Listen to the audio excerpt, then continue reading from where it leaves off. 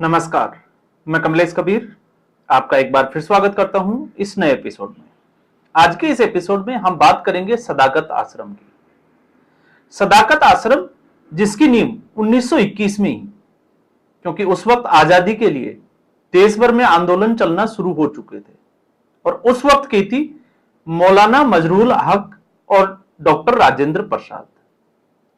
Doctor Rajendra Prasad वो शख्सियत जो देश के पहले राष्ट्रपति बने, मनोनीत राष्ट्रपति।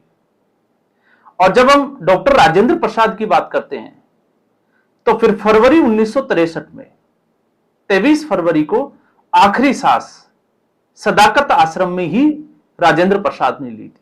तो एक तरीके से आप कह सकते हो कि डॉक्टर राजेंद्र प्रसाद का बिहार में स्थायी निवास, और वो सदाकत आश्रम। तो सदाकत आश्रम में पहली बार कांग्रेस पार्टी की वर्किंग कमेटी की बैठक 1940 में हुई थी।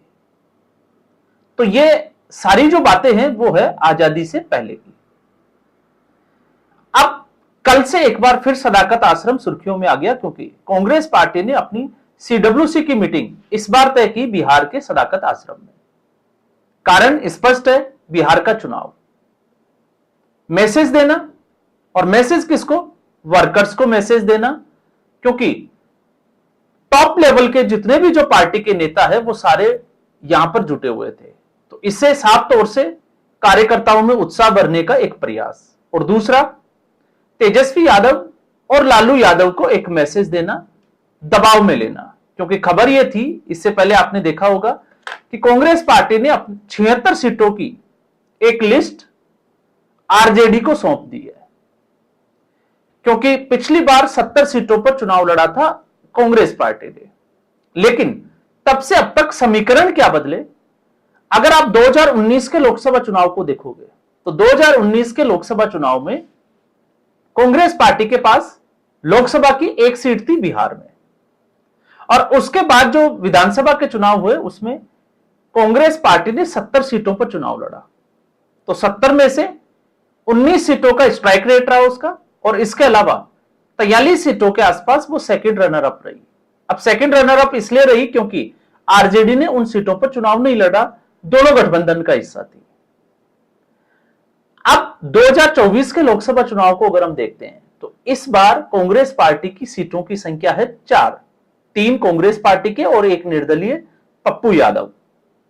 तो यहां से भी आपको समझ में आएगा कि कांग्रेस पार्टी की बार्गेनिंग पावर जो है वो किस तरीके से बढ़ाई जा रही है।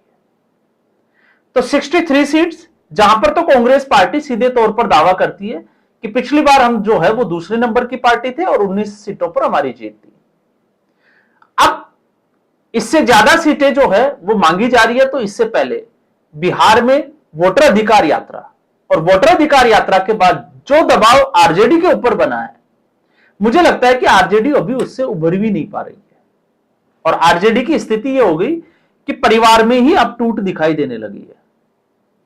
तो साफ तौर से सीधा इशारा था आरजेडी को। अब इसके दूसरे पहलुओं पर भी हम चर्चा करते हैं। सीडब्ल्यूसी की इस मीटिंग में शामिल हुए राहुल गांधी, मल्लिकार्जुन खड़गे, इसके अलावा सचिन पायलट, आप बात कर सकते हैं दीपेंद्र हुड्डा, केसी वेणुगोपाल, सलमान खुर्शीद, इस तरीके के नेता जो है वो इसमें शामिल हुए। लेकिन सीडब्ल्यूसी के मेंबर आप बात कर सकते हैं आनंद शर्मा, मनीष तिवारी, शशि थरूर, और उससे भी बड़ी और चौंकाने वाली बात यह थी कि प्रियंका वाड्रा वो भी इस मीटिंग से दूर रही। हालांकि सोनिया गांधी के हिसाब से तो हवाला दिया गया कि उनकी तबीयत खराब थी, लेकिन कांग्रेस पार्टी बिहार में चुनाव होने वाले हैं, कांग्रेस पार्टी अपनी जमीन तलाश रही है। ऐसी स्थिति में प्रियंका वाड्रा का अनुपस्थित रहना यह भी अपने आप में जो है वो एक बड़ा इशारा करता है। तो फिर सवाल यह है कि आखिर इस सीडब्ल्यूसी से क्या निकल कर आया? तो सीडब्ल्यूसी से जो निकल कर आया, अगर हम उसको समझें तो हमें कुछ पिछला इतिहास जो कांग्रेस पार्टी का है उसके ऊपर भी हमें समीक्षा करनी चाहिए। याद करिए आप, इससे पहले कांग्रेस पार्टी का उदयपुर मंथन शिविर, मैं बात कर रहा हूं 2022 की, उदयपुर में कांग्रेस पार्टी के तमाम तरीके के नेताओं का एक जमावड़ा हुआ, उसमें यह मीटिंग रखी गई, और उस मीटिंग में कुछ प्रस्ताव पारित किए गए, जिनमें से एक प्रस्ताव यह था कि कांग्रेस पार्टी में जिस तरीके की कार्यशैली है, क्योंकि कुछ ऐसे नेता थे जिनका कार्यकाल जो है वो एक ही पद पर लगातार डटे हुए हैं, तो उनको कार्यकाल फिक्स किया जाए और एक मैसेज दिया जाए कि कांग्रेस पार्टी एक डेमोक्रेटिक पार्टी है। और फिर उसको लेकर उसका असर आपने देखा। जब हरियाणा में कांग्रेस पार्टी चुनाव हारी तो रणदीप सुरजेवाला ने अपनी हाईकमान को एक चिट्ठी लिखी थी और उसमें साफ तौर से कहा था कि वो इस्तीफा देने के लिए तैयार है, लेकिन क्या अजय माकन और केसी वेणुगोपाल से वो इस्तीफा लेंगे। तो आप समझ सकते हैं कि कांग्रेस पार्टी में मीटिंग होना और उसके ऊपर एक्शन लेना, ये दोनों अलग अलग बातें दिखाई देती है। उसके अलावा वहां पर G23 के जो मेंबर्स थे उन्होंने लगातार ये मामला उठाया था कि आप नरेंद्र मोदी को पर्सनल जो है वो आक्षेप ना लगाएं। लेकिन क्या हुआ, क्या कांग्रेस पार्टी रुकी? नहीं रुकी। G23 के जो मेंबर्स थे वो एक के बाद एक कांग्रेस पार्टी छोड़ते हुए चले गए या किनारे पे रख दिए गए। अब हम आते हैं अभी की स्थिति में 2024 के लोकसभा चुनाव के बाद। तो 2024 के लोकसभा चुनाव के बाद में क्या हुआ, एक गुजरात में अधिवेशन किया गया। तो गुजरात अधिवेशन में लंगड़े घोड़े की बात की गई, वहां पर रेस के घोड़े की बात की गई। और आपको यह भी जानकर उस वक्त आप अगर वामपंथी मीडिया जो कांग्रेस पार्टी की चाटुकारिता करते हैं, अगर आप उनके उस वक्त के वीडियो उठा के देखोगे तो आपको उसमें प्रमाण भी मिल जाएगा कि राहुल गांधी कांग्रेस पार्टी में बहुत बड़ी सर्जरी करने वाले हैं, ऐसे नेताओं की जो भारतीय जनता पार्टी के संपर्क में है। अब एक साधारण सी बात जो है वो हम समझ सकते हैं, यहां पर विपक्ष की जो पार्टी होती है, एक सत्ता पक्ष और विपक्ष, तो कई बार जो है वो जैसे कांग्रेस पार्टी सत्ता में है तो कभी भारतीय जनता पार्टी, तो इनके नेता आपस में अपने काम कराने के लिए अपने अपने क्षेत्रों में, अब नेतागिरी तो जो है वो ऐसे तो है नहीं कि आप चुपचाप बैठे रहोगे। तो ऐसी स्थिति में मान लो कांग्रेस पार्टी के बिहार में 19 विधायक है, तो क्या 19 विधायक नीतीश कुमार की जो जेडीयू है उससे, उनके मंत्रियों से मुलाकात नहीं करते होंगे, उनके संपर्क में नहीं रहते होंगे? आप खुद सोचकर देखिए, क्योंकि उनको अपने क्षेत्र में काम करवाने हैं। तो क्या उन्होंने पार्टी थोड़ी छोड़ दी? अब जब हम गुजरात की इस स्थिति की बात करते हैं तो फिर सवाल तो उस वक्त यह भी था कि राहुल गांधी ने भारत जोड़ो यात्रा, गुजरात जब भारत जोड़ो यात्रा निकाली तो वो गुजरात क्यों नहीं गए, वो राजस्थान से ही कैसे पास आउट हो गए? तो कांग्रेस पार्टी के पास कुछ ऐसे सवाल होते हैं जिनका कांग्रेस पार्टी के किसी नेता के पास कोई जवाब नहीं होता।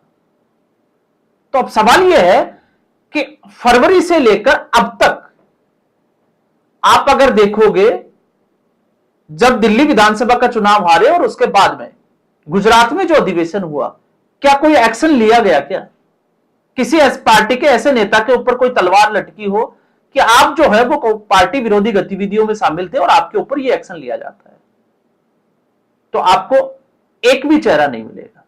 उसके बाद में आपने देखा रेस के घोड़े, बारात के घोड़े, लंगड़े घोड़े, तमाम तरीके के घोड़े आते चले गए। कहां है घोड़े, किसी कांग्रेसी को नहीं पता।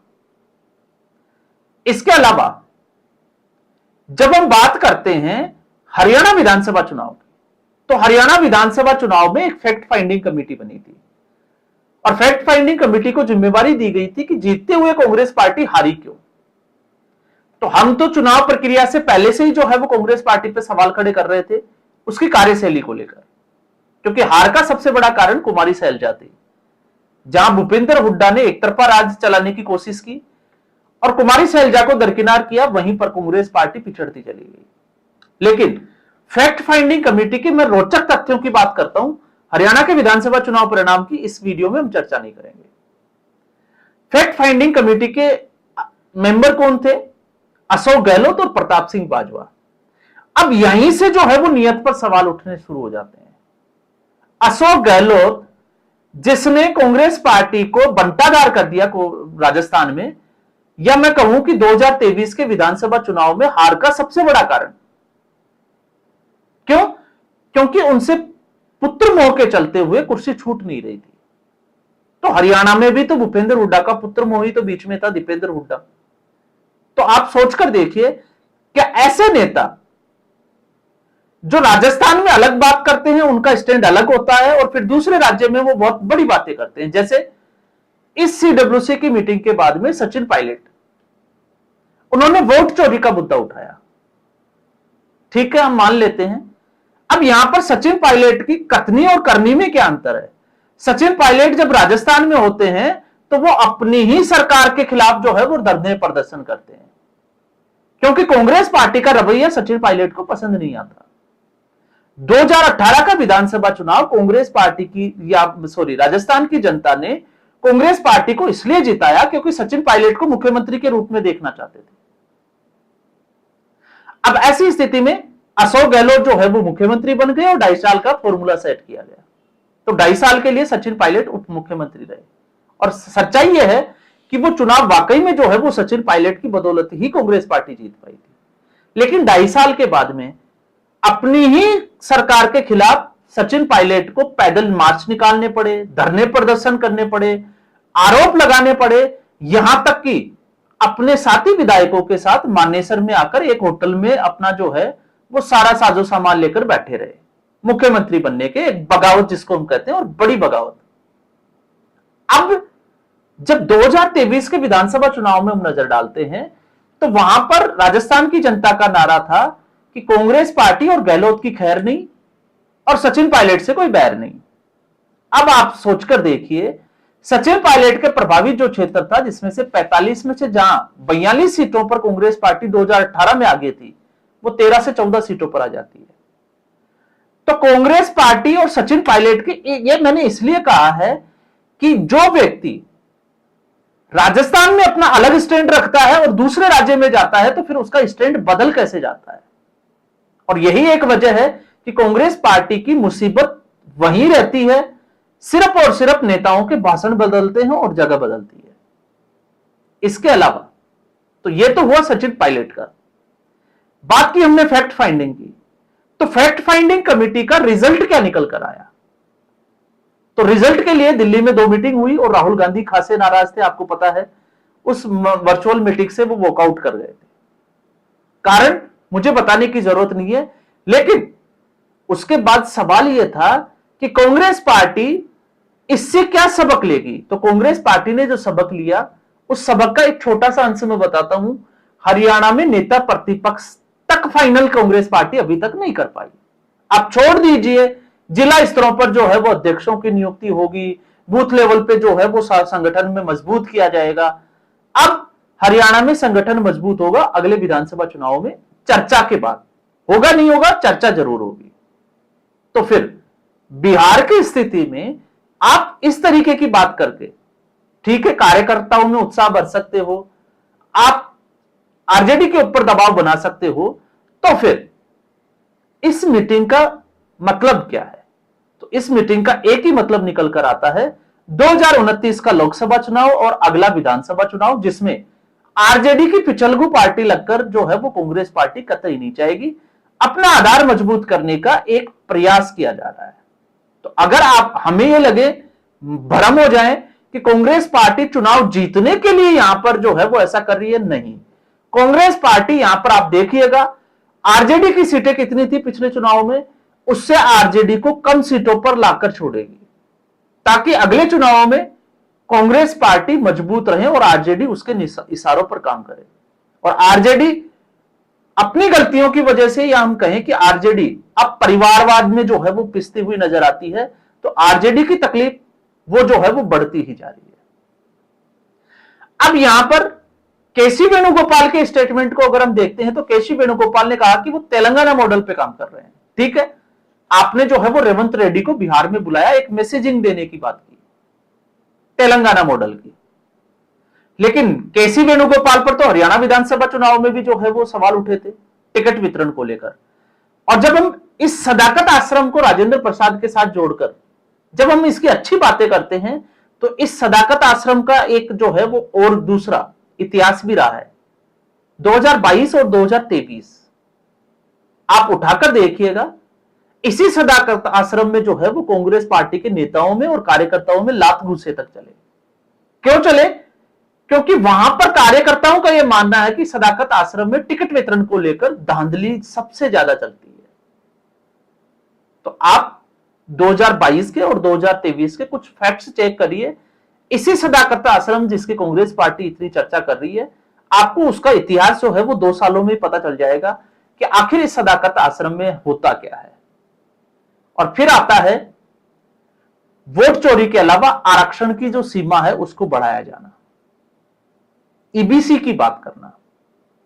लेकिन ईबीसी की जब हम बात करते हैं इसी महागठबंधन में, तो डेटा क्या कहता है? डेटा यह कहता है जहां आरजेडी इस महागठबंधन की सबसे बड़ी पार्टी है, क्योंकि कांग्रेस पार्टी के पास तो 19 सीटें हैं, तो आरजेडी की स्थिति क्या है? अगर हम यादव समाज की बात करते हैं तो यादवों की आबादी है 14%, और आरजेडी इससे पिछला चुनाव 144 सीटों में लड़ी थी, जिसमें यादवों को सीटें मिली थी 40%, मतलब 58 सीटें यादव समुदाय के लोगों को। अब हम आते हैं 18% जहां मुस्लिम आबादी है, उसका नेतृत्व 11% जो है वो लीडर्स को टिकट दिया गया, हम कह सकते हैं, मतलब 144 में से 17, तो 58 और 17। और फिर हम आ जाते हैं ईबीसी जो 36% सबसे ज्यादा है, उसका 17% का नेतृत्व 24 सीट 144 में से। यह आरजेडी का इतिहास है, क्योंकि कांग्रेस पार्टी की सीटों की संख्या कम थी। तो क्या यह गठबंधन वाकई में जो चीजें कर पा रहा है, क्योंकि इसके अलावा और भी मुद्दों पे हम बात कर सकते हैं, चाहे वो जंगल राज हो, इसके अलावा बिहार को जो है वो बेरोजगारी का मुद्दा हो, तो तमाम तरीके के जो है वो मुद्दों पे इस सीडब्ल्यूसी में बातचीत हुई। लेकिन निष्कर्ष एंड ऑफ द डे हम ये कह सकते हैं कि सिर्फ यही निकल कर आता है कि कांग्रेस पार्टी ने कहीं ना कहीं आरजेडी को दबाव में लाने के लिए ये सीडब्ल्यूसी की मीटिंग बिहार में रखी, वरना इससे पहले दिल्ली से बाहर कांग्रेस पार्टी की मीटिंगें कभी हुई हो बहुत कम, चुनावों के अलावा तो आपको जो है वो इतिहास में ढूंढने को भी नहीं मिलेगा। आजादी के बाद की मैं बात कर रहा हूं, तो गुजरात में भी अधिवेशन 1962 के बाद में हुआ था, और यहां पर 1940 के बाद सीडब्ल्यूसी की मीटिंग, तो इशारा जो है वो साफ है। पर उम्मीद करते हैं कि शायद कांग्रेस पार्टी जो है पिछली चीजों से कुछ सबक लेकर कुछ अच्छा करने का प्रयास करेगी, जो कि होता हुआ दिखाई नहीं देता है। तो इस एपिसोड में फिलहाल इतना ही। उम्मीद करूंगा वीडियो एपिसोड आपको पसंद आया होगा। वीडियो को लाइक करें, शेयर करें, चैनल जरूर सब्सक्राइब करें। धन्यवाद।